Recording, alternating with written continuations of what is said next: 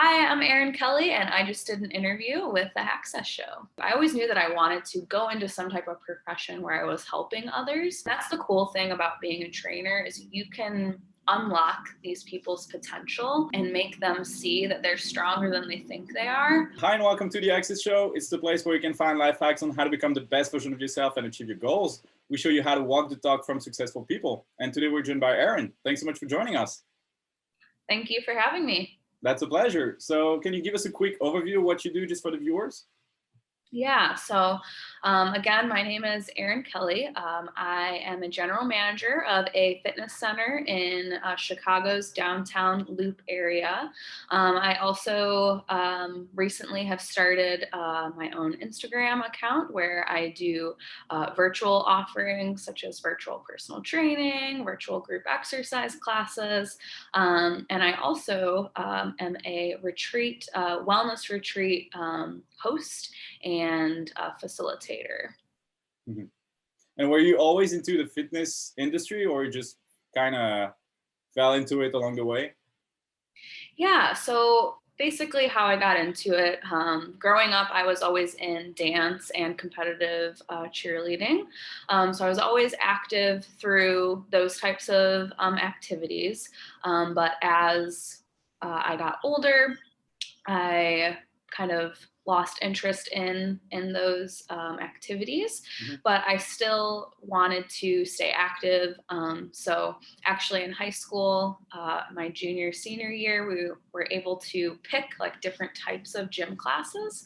And I ended up taking what was then called a conditioning gym class, which was mostly all girls. And our teacher was just very inspiring, and she taught us how to take care of our bodies, and not just take care of our bodies, but actually like and learn and love to take care of them as we got older. And I knew that I always knew that I wanted to go into some type of profession where I was helping others. Actually, I first just wanted to be a nurse, which is kind of funny looking back now because I'm very squeamish.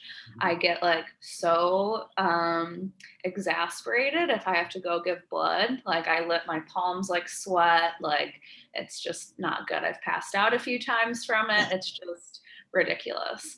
So the fact that I even thought that I could even do that was ridiculous. But I remember actually going to some college visits, and we did like breakout sessions, and I went to the nursing one with my mom, and I remember whoever the guy that was talking just really freaked me out, and I remember looking at my mom and just like shaking my head no. And after we like left the college, she was like, well, you have to figure out like what you're going to do, because I'm not just going to send you to college for you to like mess around. You need to like have a plan. So it took me a little while to figure out what I wanted to do. But then I was like, well, I still want to help people, but maybe I could go into the more preventative side of things with exercise and nutrition and things like that. So that's when I decided to major in exercise science, and it just kind of snowballed from there. Mm-hmm. That's amazing how one decision or one experience can just change the whole direction of your life. And can I ask you, when you made this decision to go into fitness, was there someone there with you, like a mentor, or did you do all that yourself? Yeah, so that going back to that high school gym teacher, I just really idolized her as a young woman, and she just made exercise seem so much fun. It was never a punishment. It was something that empowered us and made us feel good.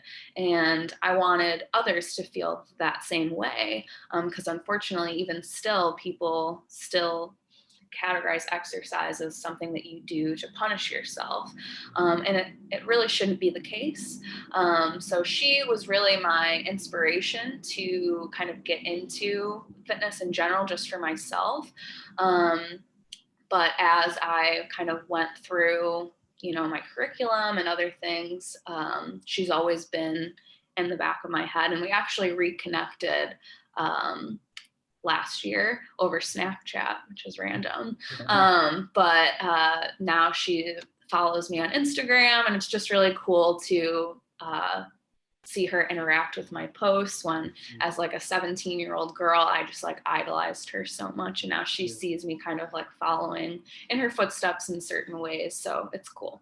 Yeah, that sounds like it. I heard this quote the other day about being less impressed and more involved with the people who we used to look up to. So kind of putting them down at eye level or up at eye level even, to kind of interact with them in that human way. And but about mentors, do you think that in fitness specifically, it's important to have someone who can guide you through your process, how to find all that? Or do you think that this is something that you can do on your own? I think that you should definitely have somebody kind of guiding you through. Reason being is because the fitness industry can be a little intimidating to get into, especially when you're first starting.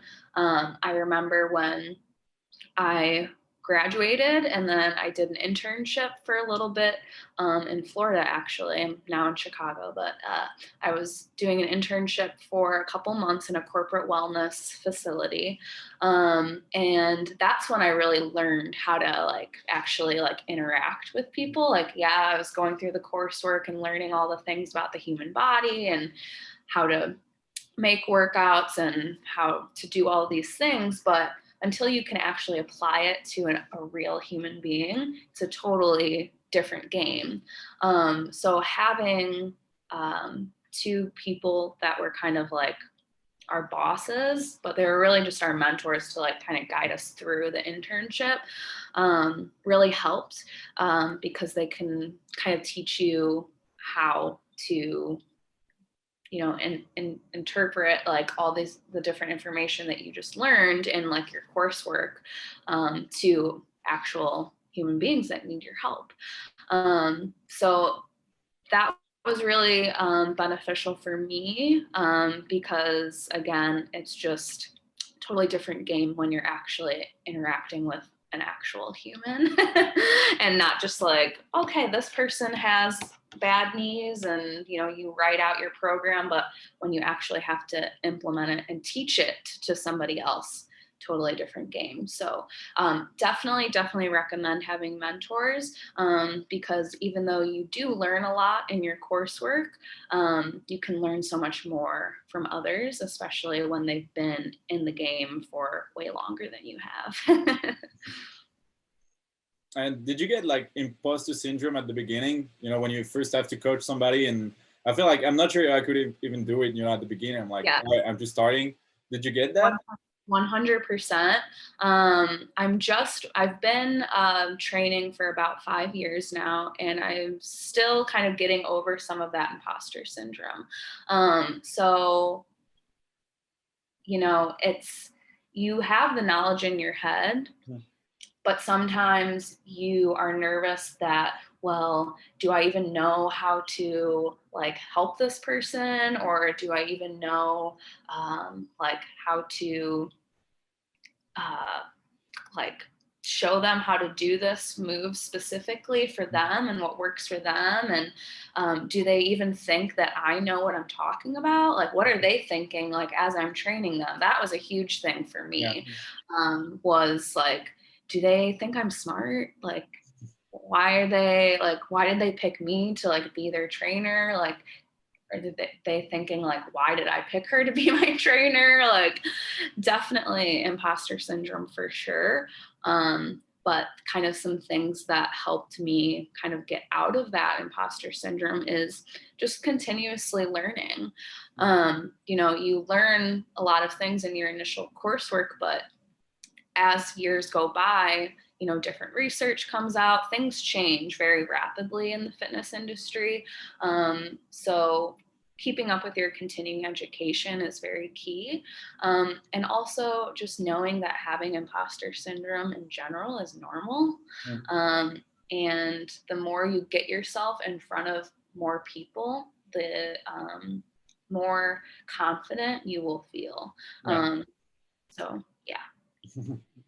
And yeah, the like the fitness industry is, I think, super competitive. And so how do you deal with that? Do you just don't look at what's going on outside, or maybe when you go to the gym and everybody has like their personal trainer, how does it work? Like, do you just focus on what you're doing and whatever's going on outside, you don't look at it, or are you like, what's going on?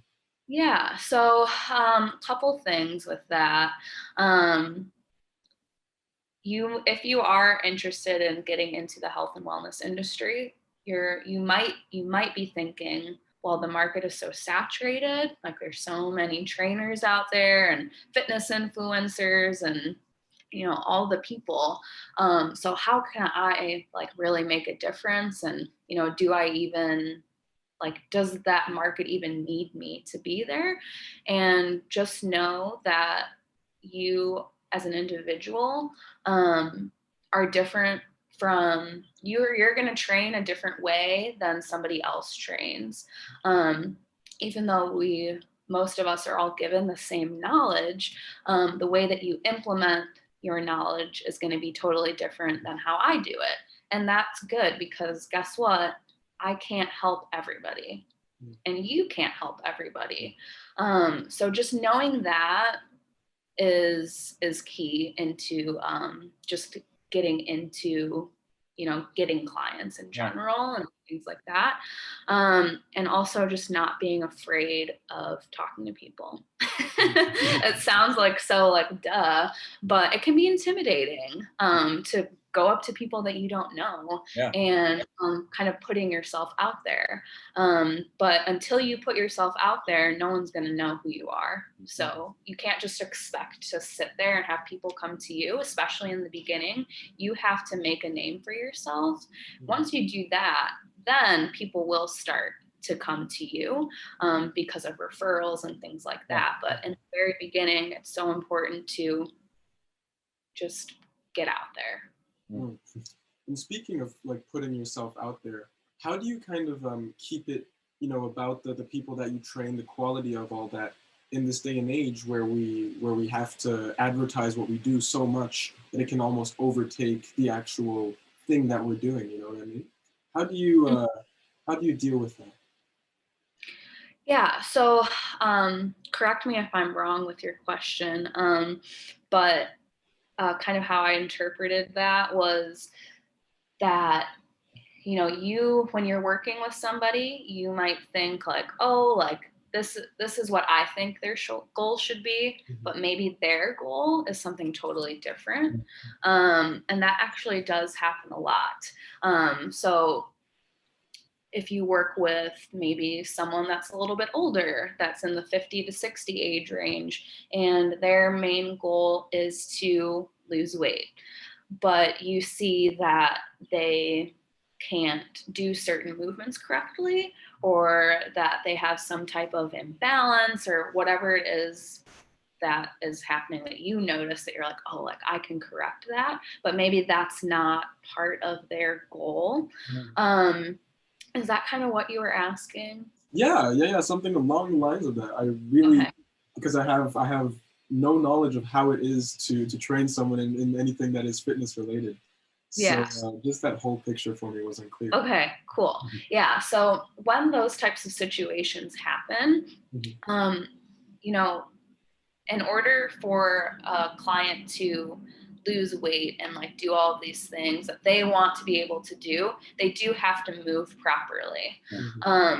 So there is a way to combine both of those things, but always keep your client's goal in the front. And it's okay for their goals to change too. So it's really important that when you're working with your clients, that you're not just taking them through the workout, that you're actually getting to know them, you're talking to them, you are just getting to know how they go about their day, because you have them for only a specific amount of time. And for me, usually that's only about 30 minutes. So 30 minutes out of however many minutes there are in a day, in a week even. If they're only coming to you for those 30 minutes and that's the only time that they're putting in towards their goals, that can be frustrating, because as we know, when we are going through and trying to accomplish goals, especially fitness goals, they take time, and lifestyle changes. So the more that you can talk to them, the more that they trust you, and the more you can inspire them to take their fitness and their health in their own hands outside of you, is going to be key in their success and then in your success as well. Because if they lose that 5 pounds that they want to lose, and you help them to get there, now they trust you, and that trust is not gonna be lost. And I think I'm kind of going off subject now, but basically what I'm trying to say is, get to know your client, and listen to them, and always keep their goal in the forefront. But you can always incorporate some things that you think will help them, by gaining their trust, and by getting to know them. If that makes sense. Yeah, I feel like good transparency and communication is pretty much key in like making sure, even if their goals are related to maybe a problem that you have to fix, if you tell them and they understand it, I'm sure it's going to work. And and regarding your own goals, how do you set goals for your business? And like, do you just focus on growing a little bit each day, or do you have like numbers and targets that you want to achieve? Yeah. So as far as goal setting goes for my business, personal goals, all of those things, there's couple guidelines that I usually use. You guys may have heard of these guidelines. They're called SMART goals. And so each letter in the word SMART stands for something. So S is for specific, M is for measurable, A is for attainable, R is for realistic, and T is for timely. So what that does in your goal setting is it just makes it more specific, and you're more likely to achieve those goals if you abide by those kind of guidelines. So for example, if a goal of mine is to gain 200 followers by the end of the month, then how am I going to do that? It's not just like, all right, I'm going to just, these 200 followers are just going to pop out of nowhere. That's not how things work, unfortunately. So by making specific goals, like, all right, I'm going to post on my Instagram 5 times every week. These are what the posts are going to be about. I'm going to spend this much amount of time each week working on that content. Just the more specific you can make those goals, the more you are likely to attain them. So those are kind of the guidelines that I use to set my own personal goals. And do you believe in unattainable goals, like the idea of shooting for the moon and landing in the stars, kind of just going for something but not hitting that target, but landing somewhere where you're satisfied? Or do you think that it's a good idea to set goals that you can reach? I think both are good, honestly. I think that there is a way to look at, the very big picture, those stars that you're trying to aim for, or the moon that you're trying to aim for. And, start there and then work your way backwards. How are you going to get to the moon? And then with those small goals, you can get to the moon. And maybe you realize throughout those small goals that I don't want to get to the moon. I actually want to get to Jupiter. That's okay. And you can change the route that you go. It's okay for your goals to change. Okay, yeah. So the idea of kind of keeping goals malleable sounds really interesting to me, because I always thought that a goal had to be a goal and it had to stay like that until you achieve it, and after you've achieved it, maybe you want to change it for the next time. But is there something in that kind of in the fitness world, in training people, that taught you something about life that you now use every day? Yeah, so through training people, you really just when you're the trainer and you see other people and their hardships, what their personal fitness goals are, what they're capable of, what they didn't even think they were capable of, is really something that inspires me as a trainer and just as a human being in general. I see others' potential most of the time, more than what they see. So a lot of times I'll say, all right, like we're going to increase our weight in our squat today. And sometimes they look at me and they're like, what? I can't do that. And I'm like, yes, you can. I wouldn't give you something that I didn't think you could accomplish. And that's the cool thing about being a trainer is you can unlock these people's potential and make them see that they're stronger than they think they are, and they can accomplish so much more. And that can, when they realize that through fitness, a lot of times they realize that in other things throughout their life as well. So something that one of my mentors told me was that you know, when you sign up to be a trainer, like you think like, okay, like I'm going to be a trainer, I'm going to take these people through these workout routines. And then you realize that you're honestly more of a therapist than you are a trainer. And that is 100% true. Because again, if you're being genuine and you're getting to know these people, they're going to start to confide in you and other things besides just their fitness goals. So again, I think I'm going off tangent again. But basically, being a trainer is one of the best jobs because you just get to connect with so many different people and impact them in a bigger way than just fitness. How was that switch for you, going from actually, you know, doing the exercises yourself, being trained, to having to explain these exercises and even teaching them to people? How did you handle that switch? Yeah, so it's funny because when I was first getting into fitness, I think that it's a common thing for most women to just stick to cardio. So, you know, I'd be on the elliptical or I'd be on the Stairmaster. That's all I did. I never lifted weights, never did any of those things. And then towards the end of my coursework, that's when, you know, you start to learn how to teach people how to do these different types of movements. And, you know, I'm like, am I even doing these movements right? Like, how? And that's where the imposter syndrome again comes in. Like, can I even squat properly? Like, who am I to teach someone how to squat when, like, do I even really know what I'm doing? So that's where your knowledge is going to benefit you. So don't ever be afraid to ask for help. And mentorship is really key in that. You can, you know, I'm still learning, even when I'm 5-6 years into it. So basically, when you're going from, don't just do what you are comfortable with. Get outside of your comfort zone, and that's what's going to teach you how to teach others.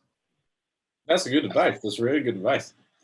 And so you probably like hit the gym on your personal time, and you're probably with clients all the time. So how do you like balance and maybe put a wall in between like your personal and professional life?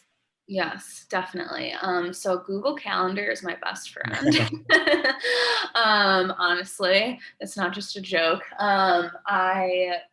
So basically, what's nice about the environment that I'm in is that I'm in a corporate fitness center. I'm not in a commercial center. So what that means is that it's not like an LA Fitness, or not just anyone from off the street can come into the center.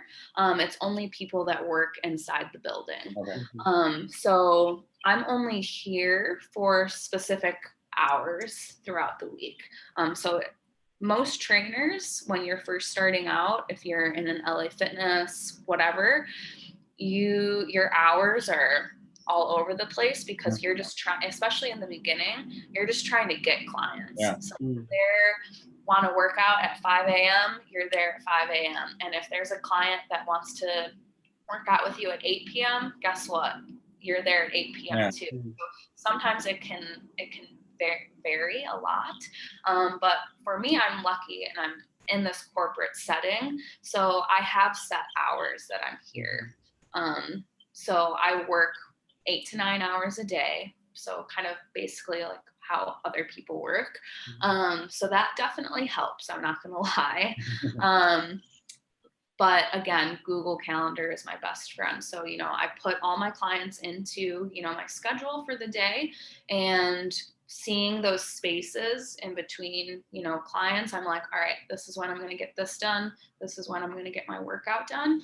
And if I can see the schedule on there, I'm pretty good at sticking to it. Of course, random things pop up sometimes. But for the most part, just being able to have that visually for me really helps me kind of separate, like, all right, this is my time, and then this is my client's time. And do you do like the same for your personal time as well? Or like, I know like for a while I was obsessed with Google Calendar, and I was like putting everything like meditation from 6 to 6:30, then workout from 6:30 to 7. And at some point I was like, you know what, take it easy and just like enjoy. And Yeah. you think it works best for you like when you plan everything in your personal time, or do you like it just to relax and chill? Yeah, so for personal time, it's like me kind of outside the gym. I also have kind of went back and forth, kind of similar to you, where I'm like, all right, like when I get home, like from this time to this time, I'm gonna watch Netflix, and this time to this time, I'm gonna like do whatever. I've kind of gotten away from that because when I get home, like, I'm like, all right, like, this is my time. I can do what I want. I don't have to like stick to a schedule. I guess the things that I mainly like 100% I'm going to make time for every single day is some type of movement, whether it's lifting, walking, whatever, Peloton, whatever. So some type of movement, and then time to just relax on the couch, and then time with my dog. So I just actually did get a dog in August. So he's still a little pup. He's only 5 months old, so he needs a lot of attention. So when I get home, it's like, all right, all my attention is mostly to the dog. But yeah. And how do you take time to focus on yourself and give yourself a break sometimes? Because I know it can be hard when working with other people. All your attention is on them, on fixing an issue they might have, or on maybe making this better. How do you kind of turn the attention on yourself in your personal time when you know you have to do things for you? Yeah. So in the beginning, that was something that I struggled with was, when you get these clients and you first get into the industry, you are like gung ho, like, I'm going to change all these people's lives. I'm going to help them lose weight. I'm going to help them, do all of these things. And yes, you are there to help them. But it's hard to find that line to draw.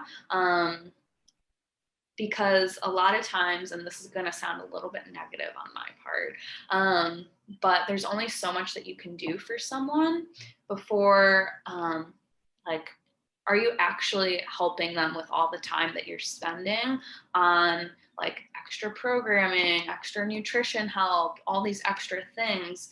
Are they even using those things that you're giving them? You know, Unfortunately, there are some clients that, yes, like if you put in the extra time for them, then they're gonna use all those extra things that you give them. But then there's those other clients that maybe aren't as motivated as others. And if you're, spending an extra hour a day, writing out workouts for them to do on their own, and they're not even doing them, it's like, what, you have to find that balance. Yeah. So first I would first of all, just notice, like, okay, like, how motivated are these clients? And, those clients that are like super motivated and like will do anything you tell them to do, then yes, spend that extra time with those clients. But the others, it sounds bad to say like, well, don't spend extra time with them. But until they get to that point where they are motivated and they are going to do those extra things that you give them, then that's when you can kind of go into that. But for me, it's easier for me to, as soon as I get home, that's kind of like, all right, this is my time. You know, when I'm at the gym, that's my time to do work, be with clients, you know, write out the extra things for them. As soon as I get home, that's it. So that's kind of what I've done for myself. And when you have like maybe or during like the entire day, but especially when you have someone that is not as motivated as others, and you can't really like hold their hands and just do like push, like do push-ups for them and stuff like that. And how do you stay like in a positive mindset? Do you have like tricks, or do you just meditate or breathe, or how does it work? Yeah, so it can be a little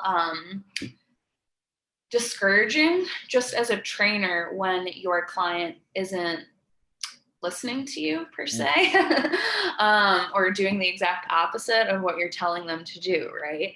And it's frustrating when, and you're right, you can't hold their hand. You can't go to their house and go through their pantry and throw away all the bad food. You can't walk with them to McDonald's and make sure that they, you know, slap their hand and no, don't walk into McDonald's, you know, like make your food and bring it. So just know that you're doing the best that you can. And until they are 100, they have to be in that mindset of that they're ready to change. Until they're in that mindset, unfortunately, there's nothing that you can really do for them unless you are like while you're in the session with them, you know, that's your time. And maybe as you're going through your exercises with them, that's your time to help them change their mindset. You know, it's not a reflection of you as a trainer when your client fails. A lot of times it can be like, oh, like my client isn't getting the results that they want, it's my fault. But if you are giving them the tools that they need and they're not using those tools, you know, it's a fine line, basically, is what I'm trying to say. So just knowing that, and with those types of clients, help when you're with them, just helping them with their mindset and whatever roadblocks that they're kind of coming up with. That's when you can like really like hammer it in on how to help them with those blocks. But again, until they take your advice, it's kind of on them. So just knowing that you're not a superhero. You can try, but yeah, I understand that, and I love your viewpoint on that kind of a trainer as someone who nurtures their client. I really do respect that.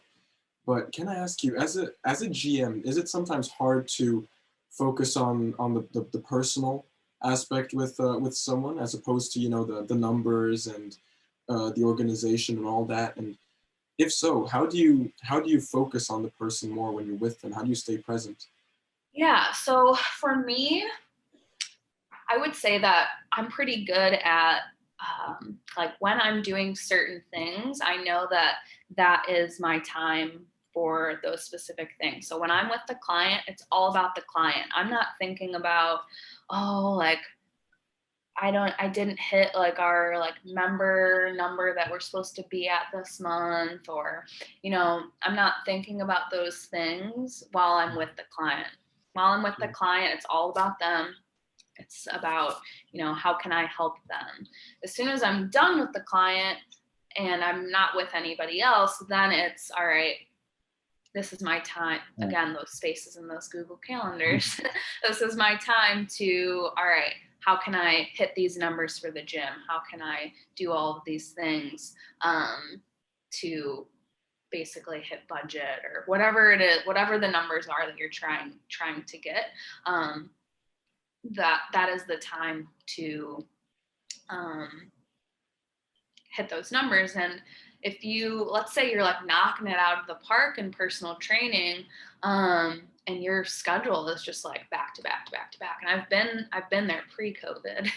I was there like back to back to back. And then you're like, well, crap, my whole day is gone. I haven't spent any time, going over like member lists and wellness events and all these other things that I have to do. Well, that's when you kind of have to take a step back, and maybe you do work a little bit extra on those days where you're like back to back to back. Or there's if you don't want to do that, then it's like, okay, well then do I not accept any new clients at this time?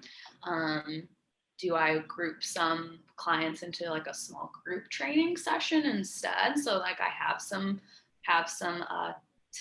more time throughout the day so that I can work on these things.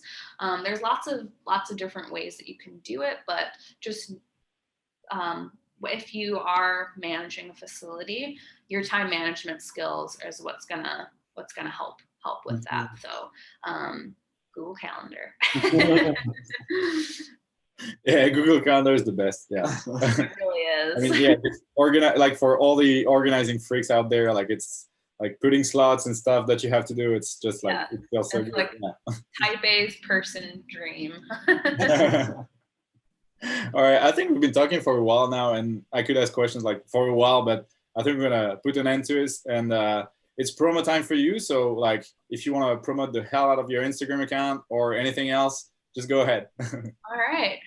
Well, if anybody is interested in having me coach them, I do have an Instagram. My handle is @BellsandKells. If you don't have an Instagram, I also have a Facebook page, same logo, Bells and Kells. If you're local to Chicago, I do in-person training here in the Loop and as well in Logan Square. If you aren't in Chicago, that's okay, because I also do virtual personal training via Zoom, Google Meet, FaceTime, anything that works for you. So if you are interested in either of those things, you can reach out to me through Facebook or Instagram. I also do virtual group exercise classes Monday through Friday at noon Central Time. So if you're interested in those, that's also something. And then also I am doing, I do wellness events and retreats. With COVID kind of going on right now, I have to kind of put those in-person events on hold, but I'm hoping that with the vaccine and everything coming out, that we can get back to those retreats soon. So if you follow me on Instagram and Facebook, you'll be the first to know when those events and retreats happen. But yeah, that's kind of what I'm doing right now.